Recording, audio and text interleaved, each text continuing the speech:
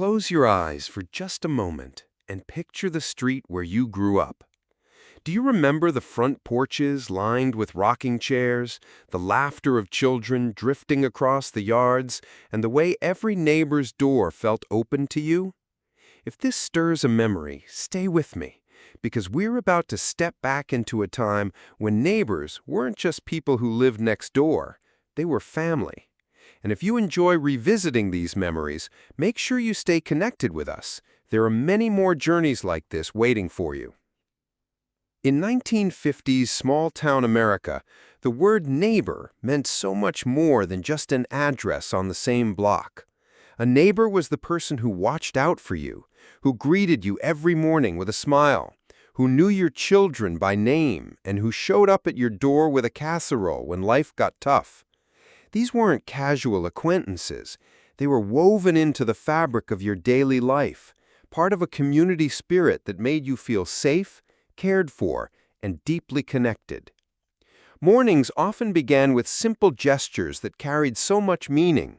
The sound of a screen door slamming lightly, a cheerful wave from across the picket fence, the scent of fresh coffee carried from kitchen windows into the street. Neighbors didn't just pass one another on the way to work.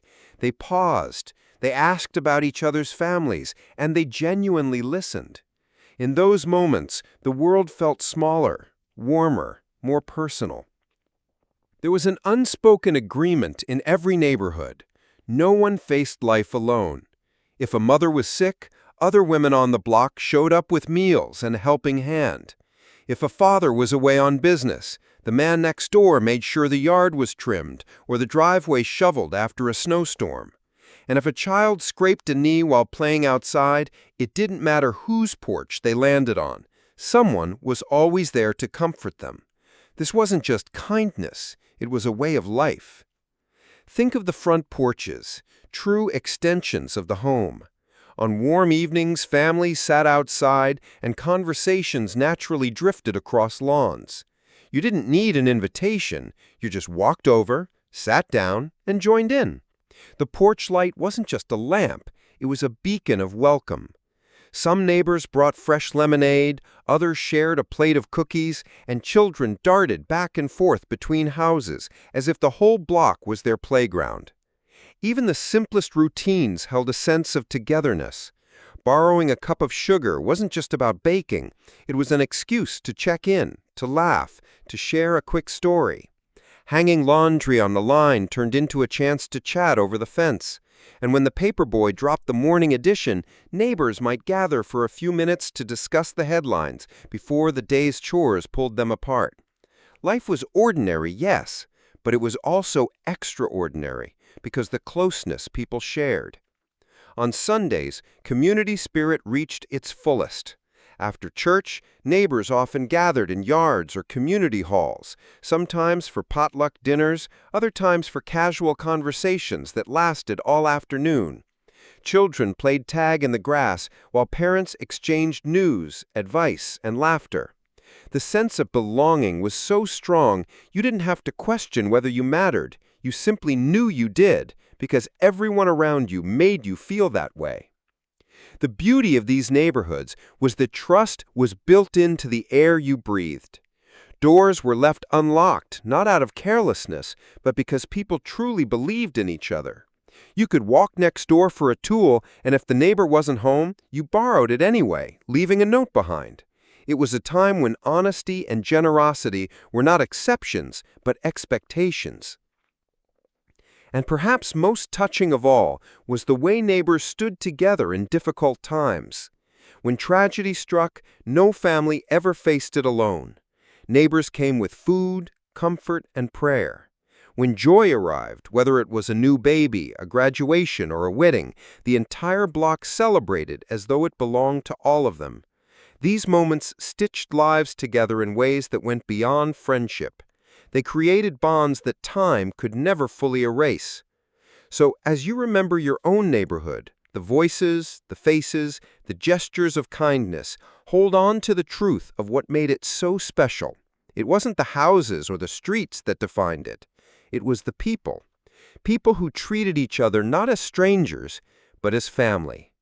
And that, my friends, was the heart of 1950s small-town America, a place where neighbors truly were family, and where community wasn't just a word, it was a way of living. Evenings in a 1950s neighborhood carried a rhythm all their own. As the sun slipped behind the rooftops, lights flickered on one by one, and the air filled with a calm familiarity. Neighbors didn't retreat behind closed doors the way they so often do today. Instead, they lingered outside, leaning on fences, strolling the sidewalks, or sitting in lawn chairs as children finished their last games before being called in for supper. There was no need to schedule a visit. Companionship happened naturally, woven into the fabric of each passing day. Backyard gatherings were especially memorable. A simple charcoal grill could bring half the block together on a summer night. The aroma of hamburgers and hot dogs drifted over the hedges, inviting neighbors to wander in and grab a plate. Folding chairs circled under trees, jars of lemonade and iced tea sweated on picnic tables, and laughter rolled through the warm evening air. It wasn't a party in the modern sense. It was just neighbors being neighbors, sharing food, stories, and a sense of belonging that felt effortless. Children, of course, were the heartbeat of the neighborhood. They traveled in packs, crossing from one yard to the next without hesitation. Hopscotch chalked onto sidewalks, baseball games that stretched across several driveways, and bicycles lined up in a row outside a friend's house. These scenes played out daily, and every adult in the neighborhood acted as a watchful guardian. Parents trusted that wherever their child ended up, someone would look out for them. That shared responsibility gave kids the freedom to roam and the security of knowing the whole community was their safety net. Seasonal traditions brought neighbors even closer. In summer, lemonade stands appeared at the corners, and people stopped not just to buy a drink, but to encourage the children, slipping in a little extra change just to help out. In autumn, raking leaves turned into neighborhood projects, with kids jumping into towering piles while adults traded jokes over the scraping of rakes. Winter was perhaps the most magical. Snowball fights rang out across the block, while adults shoveled sidewalks together, laughing and trading thermoses of hot coffee. Even the coldest nights were softened by the warmth of shared effort. The spirit of togetherness extended beyond leisure. If someone on the block took on a project, painting a fence, building a shed, fixing a roof, neighbors showed up with tools in hand. No one asked for payment. The reward was the satisfaction of helping, followed by a shared meal and the pride of work done side by side. This cooperation wasn't extraordinary. It was expected, an unspoken rule that reflected the deeper truth. Your neighbor's burden was also your own. And then there were the small, tender gestures that defined daily kindness. A neighbor leaving fresh vegetables from their garden on your porch. Someone noticing your clothesline full of laundry and bringing it in quickly when the rain started. A knock at the door, not for any reason other than to say, "I baked too much pie, thought you might like a slice." These acts weren't planned or performed. They were instinctive, rooted in a culture that saw generosity as second nature. Special neighborhood events added to the sense of unity. Block parties brought entire streets together, with tables stretching end to end, covered in homemade casseroles, pies, and salads. Neighbors performed little skits, neighbors played music, and everyone stayed long after the stars came out. Holidays carried even more magic.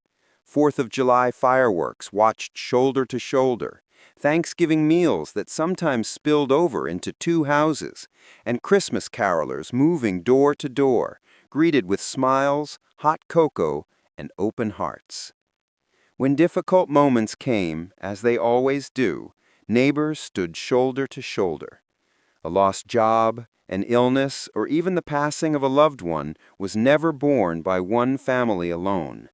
Casseroles, prayers, and quiet visits filled the silence of grief. When one household suffered, the entire block dimmed its lights in empathy, and when healing began, the neighborhood celebrated together. These bonds went beyond convenience. They reflected a profound truth that community was stronger than any hardship. Looking back now, what stands out isn't just the activities, but the feelings they created: safety, trust, and genuine affection. A child could ride down the street and wave to 10 familiar faces in a single block. Adults could count on a helping hand without hesitation. Life wasn't easier in every way, but it felt richer because it was shared so fully. Today, when many of us look at our streets and see closed garage doors and silent porches, the contrast is striking. But for those who lived it, the memory of 1950s small-town neighborhoods remains vivid. They remind us of a time when neighbors were family, when laughter carried across the yards at night, and when the strongest walls weren't built of brick and wood. They were built of trust, kindness, and love that flowed freely between one home and the next. And so, as we remember those days, perhaps the most powerful lesson is this: community is not lost. It still lives within us. All it takes is a smile, a helping hand, and the willingness to see our neighbors once again as family. Morning in a 1950s small town carried a rhythm that was both gentle and reassuring. The day often began with the sound of a rooster crowing or the soft whistle of a kettle on the stove. Housewives stepped outside with aprons still tied around their waists, waving at neighbors as they collected milk bottles or the day's newspaper. There was comfort in the predictability of these routines. Everyone seemed to move in harmony, each household adding to the quiet symphony of daily life. Shops in the heart of town were another cornerstone of community. The butcher knew your favorite cut of meat, the grocer set aside the ripest tomatoes for your table, and the pharmacist asked about your family by name. Shopping wasn't rushed, it was personal. A trip to Main Street often meant more conversation than transaction. Neighbors bumped into one another, exchanged news, and lingered on sidewalks as children pressed their noses against toy store windows or clutched a nickel for penny candy. Schools, too, were deeply tied to the fabric of small-town life. Teachers weren't distant figures. They were often family friends or church companions who felt a responsibility not only for education but for shaping character. Children walked to school in groups, their books bound with string, their laughter echoing along quiet streets. Parents trusted that the entire town was invested in raising its young, and indeed, every adult carried a sense of shared responsibility for every child. Saturdays were special, a blend of work and play. Farmers brought produce to local markets, filling the air with the scent of fresh apples, corn, and baked bread. Families used the day to tend gardens, mend fences, or wash cars in driveways. Yet there was always room for simple pleasures. Perhaps it was an afternoon matinee at the town theater, where kids sat wide-eyed with popcorn as cowboys galloped across the screen. Or it might be a stroll through the park, where the bandstand hosted free concerts that brought generations together under the open sky. Radio and early television also played their part in uniting neighbors. Families often invited others over to listen to a baseball game or catch a new television program. Chairs were pulled close, snacks were shared, and conversation flowed between innings or commercial breaks. Entertainment wasn't about isolation, it was about togetherness. Even the act of listening became communal, another thread binding lives. The beauty of small-town life was also found in its pace. Time felt unhurried. People took long walks after dinner, greeting everyone they met along the way. Fireflies danced in the summer air. Teenagers might gather at the local soda fountain, sipping root beer floats and spinning records on the jukebox, while parents looked on with fond smiles. These rituals created memories that lasted far beyond the decade. Civic pride added another layer of unity. Town parades, often led by marching bands and decorated floats, weren't just events, they were milestones. Families lined sidewalks with folding chairs, waving flags and cheering as familiar faces passed by. Local fairs and harvest festivals brought out the best of the community, with pie baking contests, livestock shows, and carnival rides that thrilled both children and adults. These gatherings weren't just fun, they reminded everyone of their shared roots and collective spirit.